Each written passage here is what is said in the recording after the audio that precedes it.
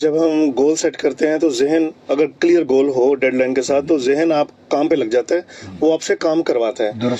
तो होता ही कि जब हम गोल सेट करते हैं तो इनिशियली पहले महीने दूसरे महीने में काम होता है, उसके बाद कुछ ऐसा होता है, बहुत सारी चीज़ें आ जाती हैं कि वो गोल्स या वो चीज़ दिमाग में पीछे चली जाती है और हम यहाँ भूल जाते हैं।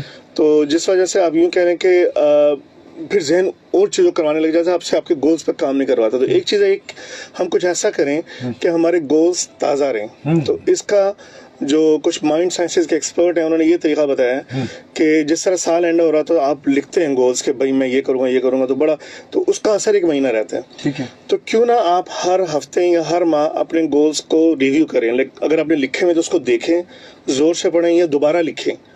तो जब आप जिस तरह आपने दिसंबर में गोल्स बनाए तो जनवरी फरवरी निकल गया, फिर आपको लगा कि मैं ऑफ ट्रैक हो रहा हूँ, मैं अब नहीं कर रहा, तो उन्हीं गोल्स को दोबारा लिखें, दोबारा बनाएं। तो इससे ये होता है कि जहन में आप यूँ समझे कि जहन को दोबारा वो मिल जाती है इंस्ट्रक्शंस कि उतरना नहीं है, कंटिन्यू।